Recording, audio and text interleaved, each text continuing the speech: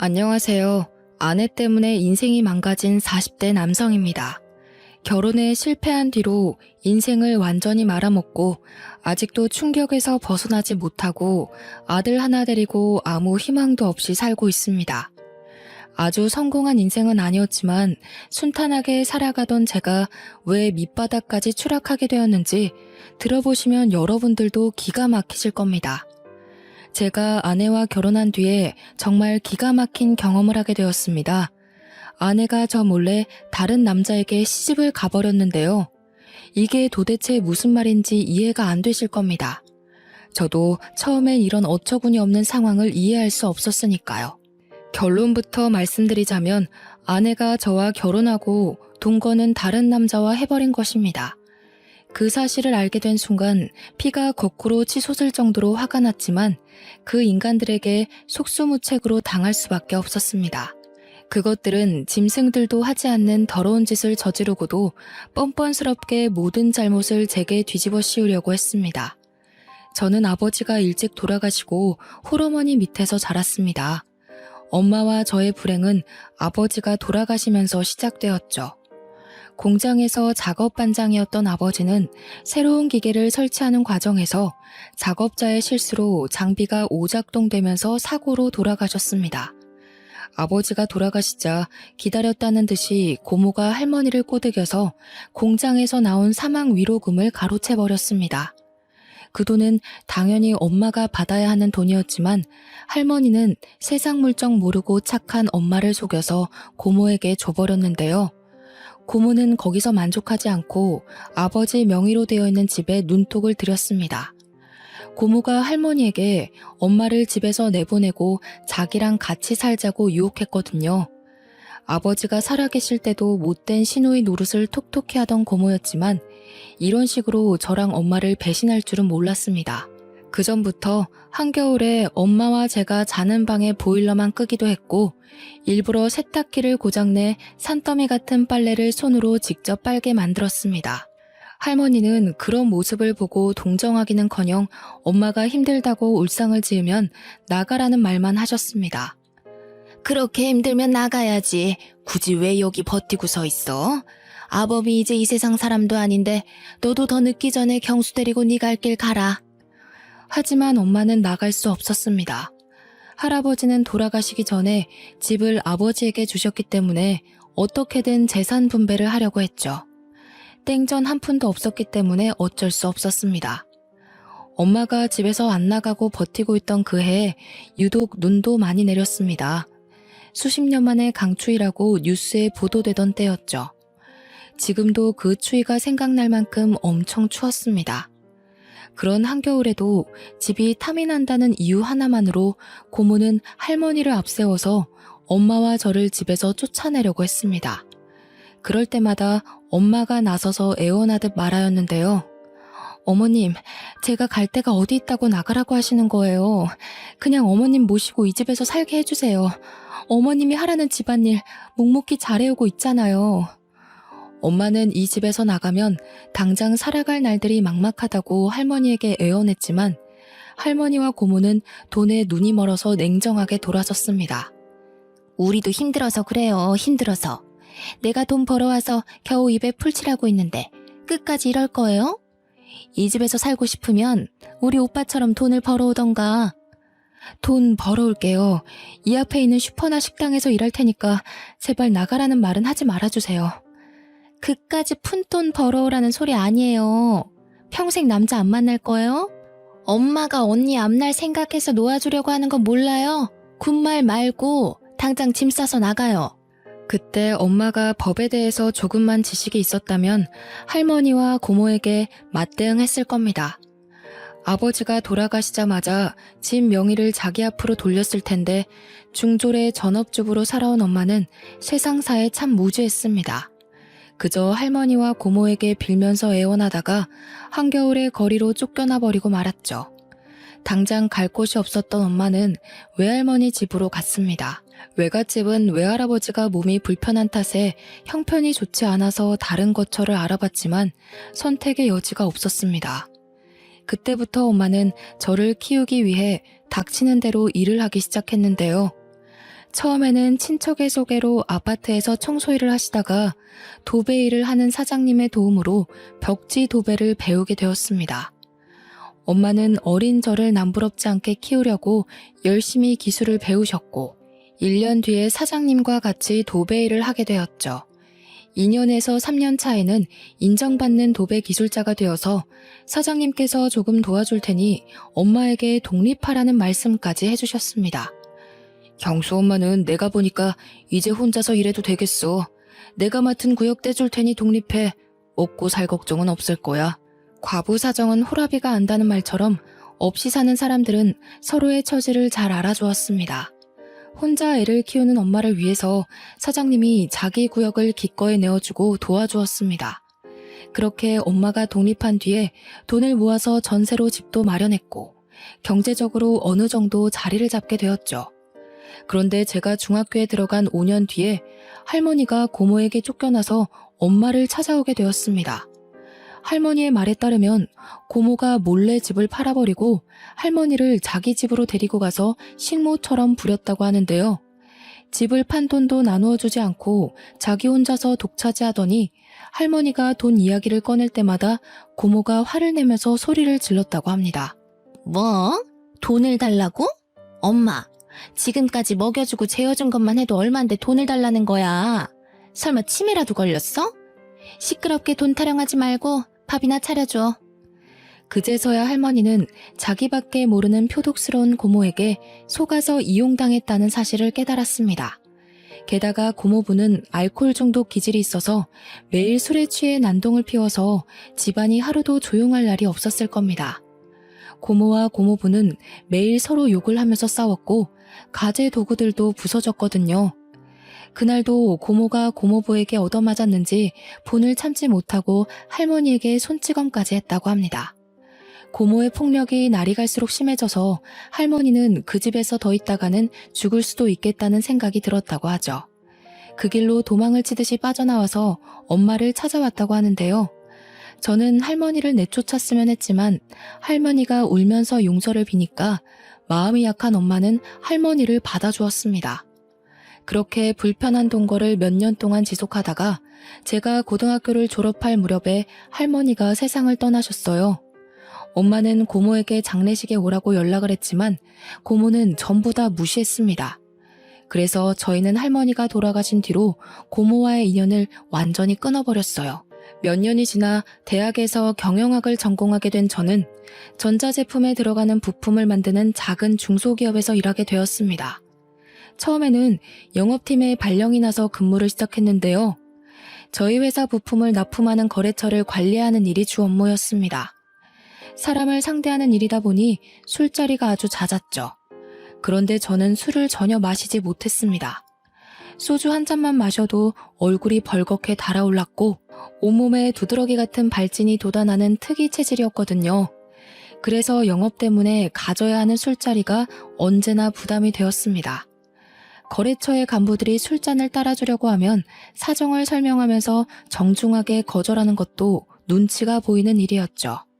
그래서 영업팀의 최고 술상무였던 팀장이 나서서 저 대신 술잔을 받기도 하였습니다. 그러다 새로운 납품 회사를 뚫어서 담당자들끼리 인사를 하는 회식 자리를 갖게 되었습니다. 새 거래처의 팀장이 술고래에 융통성이라고는 전혀 없어 보이는 깐깐한 사람이었는데요. 그날도 저한테 술잔을 쥐어주며 술을 강요하기 시작했습니다. 어허, 세상에 술 못 마시는 사람이 어딨어? 그러지 말고 한 잔만 받아. 한 잔 마신다고 죽어? 죽냐고. 아이 얼른 마셔보래도. 팀장이 술에 취해서 제가 하는 말을 귓등으로도 듣지 않았습니다.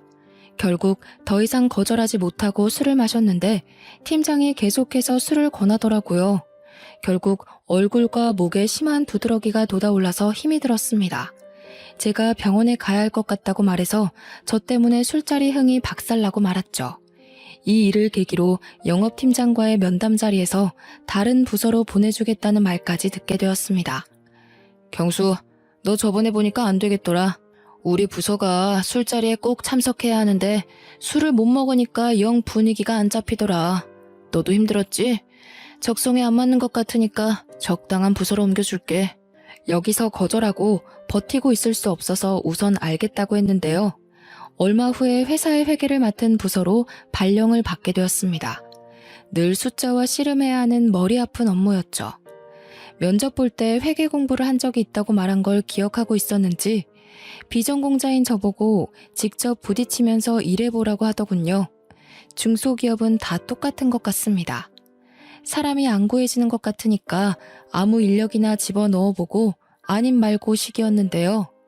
다행히 회계 공부에 흥미가 있었던 저는 공부를 하면서 회사를 다녔습니다. 회계사 일은 아니었지만 회계 업무를 보조하는 일이라 가능한 일이었습니다. 그러다 저희 회사와 계약을 한 회계사가 건강이 안 좋아져서 그만두었고 대신 다른 젊은 여성 회계사가 배치되었습니다. 분기 결산이나 회계 감사를 하는 때가 되면 소연 씨라는 여성 회계사와 제가 밤을 새가면서 장부를 맞춰보고 회계 보고서를 만들었죠. 그렇게 사이가 친해지다 보니 소연 씨가 다른 회계사들과 참 다르다는 느낌을 받았습니다. 전임 회계사는 모든 업무를 제게 떠넘기고 자기는 형식적으로 검토만 하고 사인했거든요. 그러다가 문제가 생기면 책임을 전부 제게 떠넘겼습니다. 하지만 소연 씨는 엄청난 양의 회계 관련 문서들을 같이 검토했고 의문점이 생기면 제게 물어보면서 보고서를 만들었습니다. 저는 저보다 좋은 대학을 나오고 똑똑하지만 한편으로 검소한 소연 씨가 마음에 들었습니다. 제가 마음의 문을 여니 소연 씨와 업무 외의 사적인 대화도 하게 되었는데요. 소연 씨에게 왜 30이 되도록 사귀는 남자가 없는지 궁금하다고 물으니까 분위기가 이상해지더라고요. 소연 씨는 사귀는 사람 없어요? 남자라면 누구나 소연 씨를 좋아할 텐데 왜 아직 싱글로 남아있는지 모르겠네. 예전에 결혼을 약속한 사람이 있었는데 사고가 있었어요. 지금은 이 세상 사람이 아니에요. 소연 씨에게는 대학 시절부터 사귀던 애인이 있었는데 사고로 세상을 떠난 것 같더군요. 대학교 1학년 때부터 같은 과 선배와 사귀면서 결혼을 약속했었다고 합니다. 그런데 결혼식 한 달을 남겨두고 등산에 갔다가 사고를 당해 허망하게 죽었다고 하네요. 그 말을 해주면서 소연 씨의 낯빛이 무척이나 어두워졌습니다. 그 뒤로 남자를 만난 적도 없고 열심히 일만 하면서 살아왔네요. 이제 더 이상 누굴 만날 자신이 없어요. 상처받을까봐 무섭기도 하고. 아니에요, 소연 씨. 굳이 결혼은 안 하더라도 연애는 해야죠. 소연 씨라면 좋은 사람 만날 수 있을 거예요.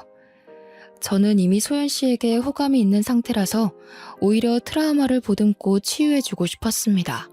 제가 그 후로 적극적으로 저녁 먹자고 하고 주말에도 만나자고 하니까 조금씩 호감을 보이면서 닫혀있던 마음의 문을 열기 시작했습니다. 그렇게 몇 달이 지났을까요? 정식으로 교제를 시작하면서 큰 문제가 생기기 시작했습니다.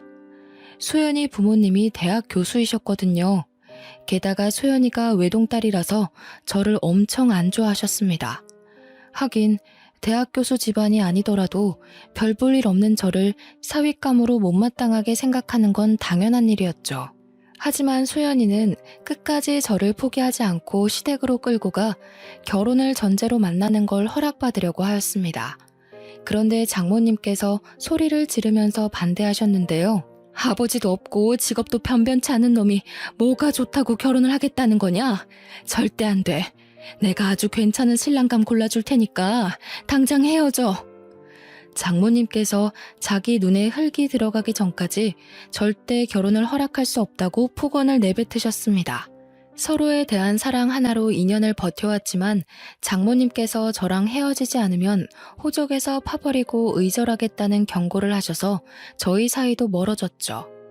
그날 이후로 연락이 뜸했다가 수연이가 먼저 연락해서 헤어지자고 하였습니다.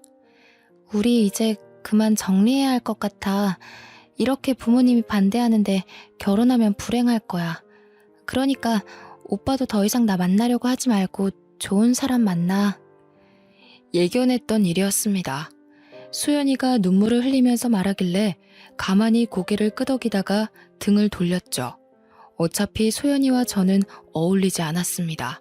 몇 달 뒤에 집안 배경이 좋은 변호사를 만나 결혼했다는 소식을 들으니까 저랑 어울리지 않는 여자였다는 생각이 더욱더 강력하게 들더군요.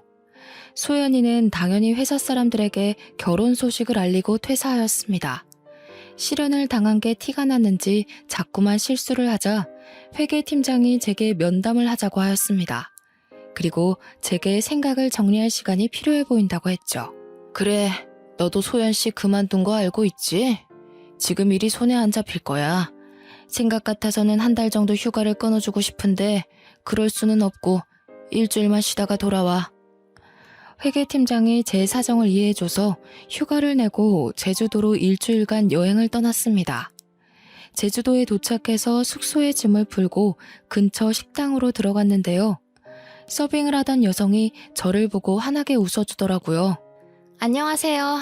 딱 보니까 이 동네 사람은 아닌 것 같은데 저희 식당 처음 오셨어요? 네, 이제 막 제주도에 도착했는데 여기는 뭐가 맛있나요? 전부 다 맛있지만 흑돼지 백반이 최고 인기 메뉴예요. 그걸로 드릴까요? 네, 그걸로 주세요. 서빙을 하던 여성이 추천해주던 대로 제주도 흑돼지 백반을 시켰는데 양이 정말 푸짐하고 맛도 좋더라고요. 고기가 입에서 살살 녹았고 감칠맛이 났습니다. 다음에도 또 오고 싶다는 생각을 하고 있는데 서빙을 하던 여성이 갑자기 말을 걸어왔죠. 혼자서 여행 오셨나 봐요? 네, 머리 좀 식히려고 혼자 왔어요. 얼마나 계시다 갈 건가요? 일주일 정도 머물 겁니다. 여행 계획은 잡으셨어요? 아니요, 그냥 아무 생각 없이 훌쩍 떠난 거라 계획은 없어요. 그럼 제가 가이드 해드릴까요? 예? 갑자기요? 오늘 처음 본 손님의 여행 가이드를 해주겠다고 나서니까 당황스럽더군요. 솔직히 그때는 혼자 있고 싶었지만 힘들고 지쳐 보여서 가이드 해주고 싶다는 말을 듣고 마음이 흔들렸습니다. 저야 가이드 해주시면 좋죠. 그런데 여기서 일하셔야 하는 거 아니에요? 이 식당 제 아버지 거예요. 틈날 때마다 도와드리고 있어서 자리 비어도 괜찮아요. 잠깐만요. 아버지께 물어보고 올게요. 그러면서 카운터에 앉아있던 남자에게 다가가서 뭐라 말을 하고 있었습니다. 사장으로 보이는 남자가 저를 굳은 표정으로 쳐다보더니 고개를 젓고 있더라고요. 그랬더니 서빙을 해주던 여자의 목소리가 조금 커졌습니다. 아니 아빠, 도대체 왜 안 된다는 거야? 이번에 알바 구해줬다며. 일 안 도와줘도 되니까 집에 있어. 내가 도대체 몇 번을 말해줘야 돼? 외지 남자는 만나지 말라고 했잖아. 그냥 혼자 온 분 가이드 해드리는 거야. 다른 뜻은 없어. 저는 괜찮다고 말하려고 하는데 여성분이 고집을 피우자 아버지도 알겠다고 하더군요. 그 말을 듣자마자 신이 난 여성분이 당장 내일부터 같이 다니자고 말하였습니다. 숙소가 어디예요? 내일 아침에 제가 차 가지고 갈게요. 이렇게까지 좋아하다니 이 여자가 저한테 호감이 있는 건 아닐까 하는 생각이 들었습니다. 저는 여성분 이름도 모른 채 내일 만날 약속을 잡게 되었습니다. 다음날 아침이 돼서야 여성분이 승혜라는 이름을 알려주었습니다. 저보다 어려서 그런지 참 활발하고 적극적인 여성이었습니다. 승혜가 일주일간의 여행 일정을 대신 짜주었거든요. 원래는 아무 계획도 없이 바닷가를 찾아가서 하염없이 멍이나 때리다가 올라갈 생각이었는데 승혜 덕분에 연예인 못지않은 빡빡한 일정 속에서 움직이게 되었죠. 저는 제주 토박이인 승혜를 따라 유명 관광지를 다니게 되었어요. 제주도를 돌아다니면서 알게 된 건데 승혜는 지금까지 제주도 밖으로는 나가본 적이 없다고 하더라고요. 결혼은 꼭 외지 남자와 할 거라고 하길래 농담 삼아서 한마디 던져보았습니다. 설마 나랑 하려고 그러는 거 아니지?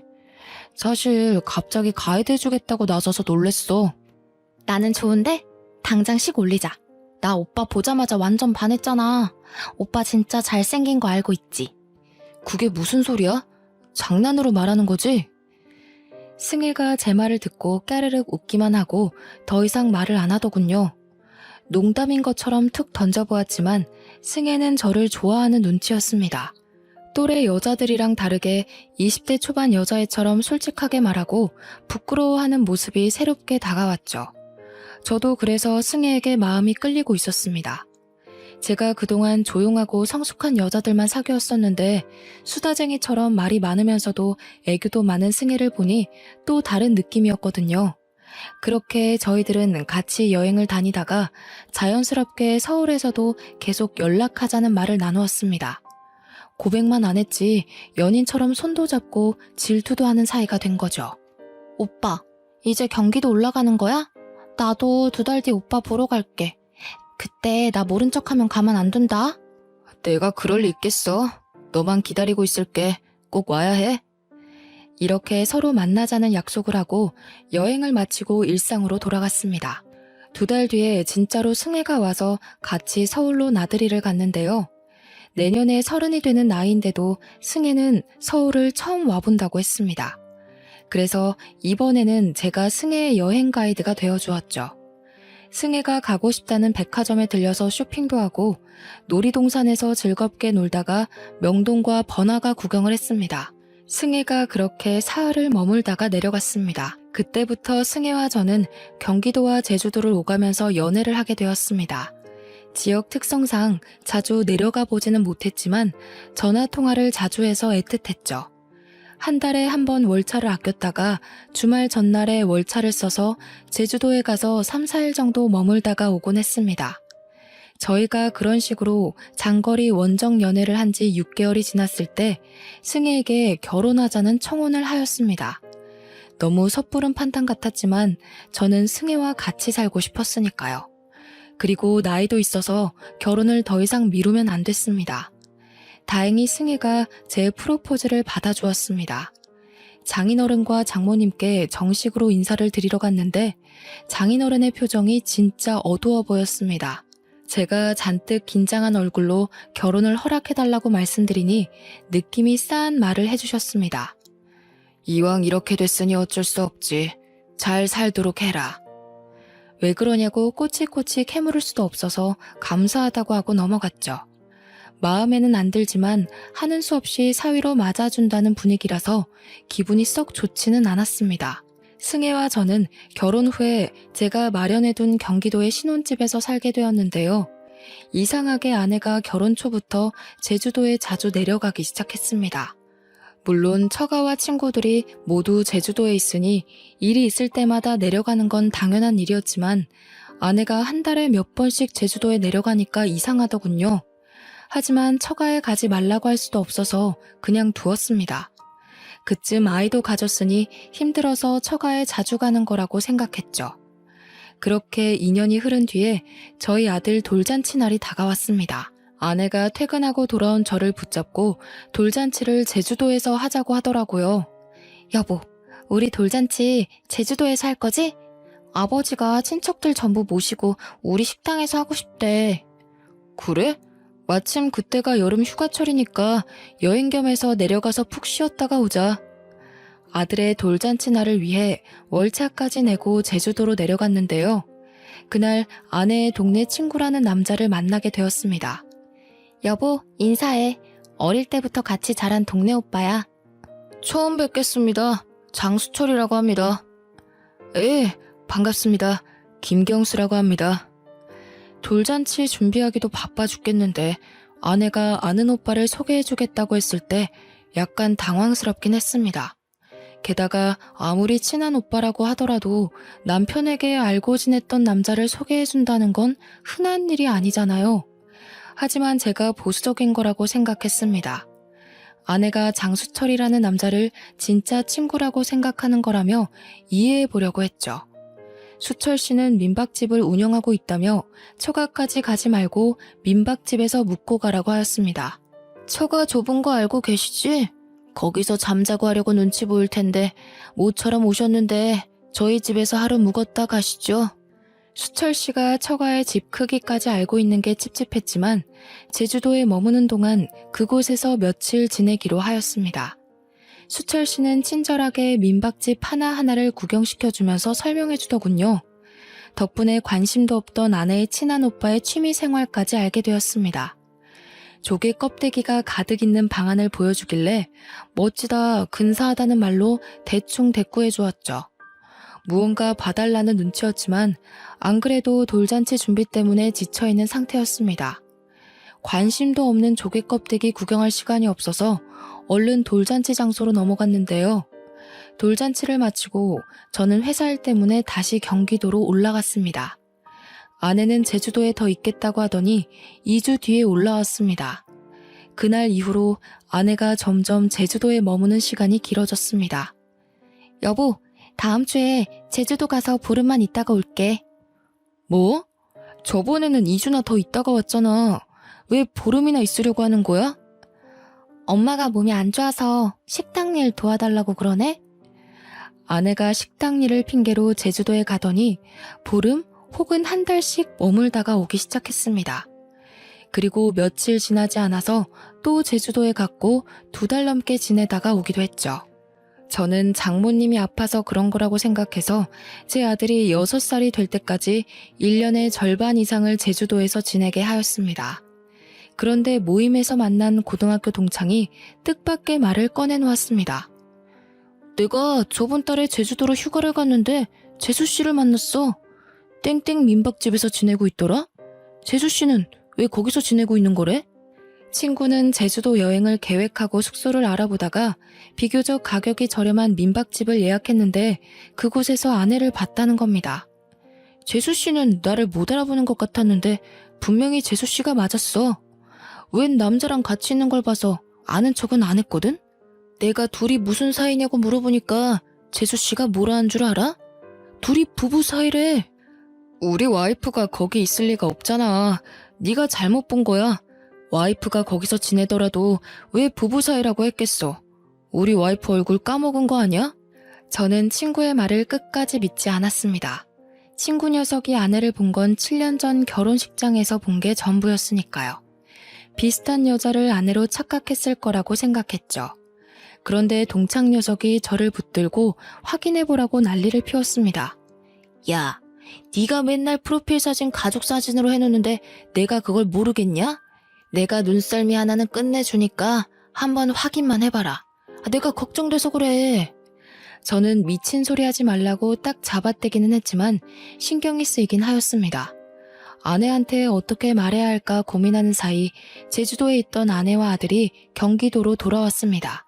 그리고 혹시나 하는 마음에 짐들을 뒤져보았는데요. 제주도에서 몇 주 머물다 돌아온 아들의 주머니에서 의외의 물건을 발견해서 아내가 뭔가 감추고 있다는 확신이 들었습니다. 그래서 제가 아들에게 주머니 속에 든 조개 껍데기가 뭔지 물어보았죠. 아들, 이거 제주도에서 주워온 거야? 누가 준 건 아니고? 누가 준 건 아니고 민박집 아저씨 집에서 가지고 왔어. 민박집 아저씨? 설마 그 장수철 아저씨? 아들 녀석이 맞다고 고개를 끄덕이길래 조개 껍데기를 자세하게 들여다보았습니다. 아니나 다를까 조개 껍데기에는 아내의 이름이 선명하게 새겨져 있더군요. 그때 장수철이 운영하고 있는 민박집 방안이 떠올랐습니다. 자기가 특별한 취미를 가지고 있다며 조개 껍데기를 보여주었거든요. 그때는 조개 껍데기가 너무 많고 관심도 없어서 대충 칭찬만 해주고 나온 기억이 있습니다. 그런데 이런 조개 껍데기를 떡하니 두고 저한테 구경을 시켜주었다니 아주 저를 농락한 셈이었죠. 그래서 저는 둘의 사이는 보통 사이가 아닐 거라고 생각했습니다. 저는 아들에게 제주도에서 어떻게 지내왔는지 자세하게 물어보았는데요. 아들의 입에서 충격적인 말이 나와서 지금도 잊을 수가 없습니다. 제주도 가면 항상 그 아저씨 집에서 지냈어. 나는 맨날 딴 방에서 잤고 엄마는 맨날 그 아저씨랑 자는 것 같던데? 아들의 말을 듣는 순간 하마터면 욕설을 내뱉을 뻔했습니다. 민박집을 하고 있는 그놈은 아내와 친한 오빠가 아니라 내연남이었던 거죠. 아내는 제주도에 살고 있는 내연남을 만나기 위해 거짓말을 하고 제주도에 갔던 것입니다. 그것도 아들을 데리고 장수철이 지내고 있는 민박집에서 동거를 했다는 사실을 알고 분노가 치밀어 올랐습니다. 당연히 아내에게 가서 왜 이런 짓을 저질렀냐고 따졌는데요. 아내가 처음에는 무슨 말도 안 되는 소리를 하냐며 아니라고 펄쩍 뛰었습니다. 그랬더니 아들놈이 고개를 갸웃거리며 진실을 이야기해 주더군요. 엄마, 왜 거짓말을 해? 그 아저씨 민박집 아니면 안 된다고 했잖아. 내가 할아버지 집에 가자고 해도 아저씨 집에 가서 사랑한다고 뽀뽀도 하는 거 봤어. 엄마가 나한테 아빠도 사랑하고 아저씨도 사랑한다고 해놓고 거짓말하면 안 돼. 아들의 말을 듣고 저는 화가 치밀어 올라 얼굴이 빨개졌고 아내의 얼굴에서는 핏기가 사라져가고 있었습니다. 저는 아들에게 방에 들어가 있으라고 한 다음에 아내의 뺨을 후려갈겼죠. 네가 진짜 제정신이야? 애를 데리고 다니면서 바람을 피워? 어떻게 자식이 보는 앞에서 그런 더러운 짓을 해? 네가 그러고도 인간이야? 아니, 그렇다고 뺨을 때려? 당신 미쳤어? 정우한테도 이런 식으로 알아냈지? 정우가 말할 애가 아닌데 이상하게 당신한테 다 말했더라. 설마 정우 때렸어? 너야말로 머리가 어떻게 된 거 아니니? 내가 정우를 때렸겠어? 정우가 당신 바람 피는 거 보고 정 떨어져서 나한테 털어놓은 거겠지. 우리 정우가 그럴 리 없어. 당신이 자꾸 때리니까 거짓말까지 한 거겠지. 나 정우 앞에서 떳떳해. 당신이 나한테 이럴 자격 없다고. 뭐? 그러면 상간남 소송이랑 이혼 소송 둘 다 시작해봐?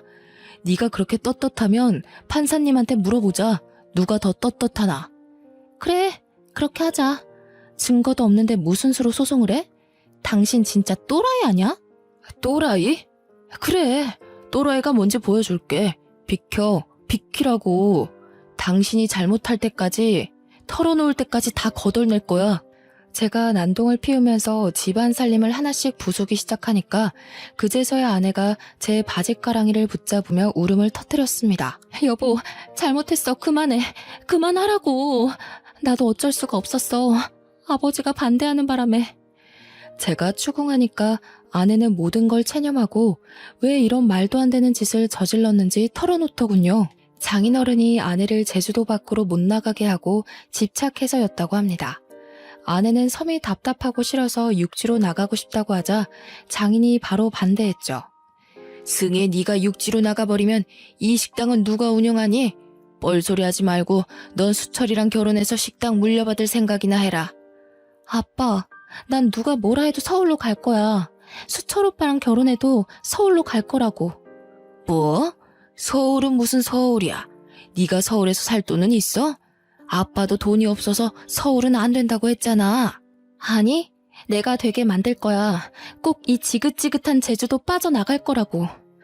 아내가 제주도를 떠나겠다고 고집하자 수철이라는 남자랑도 다퉜다고 하죠. 사귀던 남자와 사이가 소홀해지자 아내가 외지 여행객들이 많이 오는 식당에서 일을 하면서 괜찮은 남자를 물색했던 겁니다. 제주도를 떠나고 싶어하는 아내의 속셈을 잘 알고 있던 장인은 저와 결혼하겠다고 했을 때 못마땅하게 생각했던 것인데요. 아내가 처음부터 제게 친절하게 대하면서 가이드를 해주겠다고 한 것도 저를 꼬셔서 제주도를 벗어나 보려는 속셈이었습니다. 결국 장인어른이 아내에게 두 손 두 발을 들고 저와의 결혼을 허락해 주었죠. 그런데 아내는 수철이라는 남자랑 다시 연락이 닿아서 연인 관계로 발전하고 말았습니다. 한마디로 결혼은 저와 하고 동거는 그놈과 했던 것입니다. 이제 모든 걸 알았으니 결판을 내야만 했습니다. 저는 당장 제주도로 내려가서 장인을 만나서 자초지종을 따져보았죠. 그런데 장인은 뻔뻔한 태도를 보여주었습니다. 자네 기분이 상했다면 내가 사과할 테니까 없던 일로 하게. 나도 딸애가 그럴 줄 알았나? 중간에 알았지만 이혼할 것 같아서 입 다물고 있었네. 저는 장인의 몰상식한 말에 소리를 지르고 말았는데요. 장인어른, 이게 사과하면 끝날 문제라고 생각하세요? 제 가정이 깨졌고 인생이 끝났단 말입니다. 확실하게 책임지셔야 합니다. 제가 그렇게 만들 거예요. 이런 식으로 씩씩대면서 처가를 나와서 장수철이 운영하는 민박집으로 차를 몰고 갔습니다. 민박집에서 만난 그놈은 어처구니 없는 변명을 짓거려 놓았죠. 승혜를 너무 사랑해서 제 곁에 두고 싶어서 그랬어요. 정말 죄송합니다. 먼저 연락해서 승혜를 흔들어 놓은 제 잘못입니다. 제발 용서해 주세요. 뭐 어쩌고 저째? 사과하면 다야? 무릎 꿇고 싹싹 빌어도 절대 용서 못해. 네가 내 인생 망친 것처럼 나도 네 인생 망가뜨릴 거라고. 두고 봐. 내가 바로 송장 보낼 테니까 딱 기다리고 있으라고. 이제 더 이상 안 만나겠습니다. 연락 끊고 조용히 살겠습니다. 사과하고 안 만나겠다는데 도대체 왜 그러십니까? 예? 그놈도 장인어른과 마찬가지로 그냥 사과만 하면 끝날 거라는 착각을 하고 있었습니다. 말이 안 통하는 인간들에게는 법대로 하는 수밖에 없죠. 그래서 아내를 상대로 이혼 소송을 했고 그놈에게도 소송을 통해서 불륜의 책임을 물게 했습니다. 처가 쪽은 위자료와 아들의 양육비를 감당하기 위해서 전 재산인 식당을 처분해야 했고 장수철 그놈은 민박집 문을 닫았는데요. 소송을 하고 나서 혹시나 하는 마음에 아들 녀석의 친자 검사를 했습니다. 다행히 아들은 제 자식이 맞았습니다. 그러던 와중 아내에게서 기가 막히는 연락을 받기도 했죠. 여보, 당신이 하라는 대로 다 할 테니 제발 식당만은 돌려줘. 부탁이야. 이러다 우리 다 굶어 죽겠어. 소송에서 엄청난 위자료 폭탄을 맞자 아내는 울면서 식당만은 돌려달라고 애원했지만 배우자를 속이고 파렴치한 동거를 한 것이 얼마나 큰 잘못인지 확실히 알려줘야 했습니다. 아내의 부탁을 거절했는데도 아직까지 연락이 오고 있네요. 아들 녀석 때문에 차단할 수도 없고 날이 갈수록 힘이 듭니다. 여러분도 아시겠지만 불륜이란 얄팍한 핑계를 둘러댄다고 용서받을 수 있는 잘못이 아닙니다. 함께 가정을 꾸리고 살을 맞대고 살아온 배우자를 배신하고 가정을 파탄내는 건 배우자의 남은 인생을 완전히 망가뜨리는 참담한 잘못이죠. 여러분들은 제 아내처럼 실수하지 마시고 배우자의 입장에서 생각하고 판단하는 지혜로 하루하루를 살아가시길 바랍니다. 여기까지 읽어주셔서 감사합니다.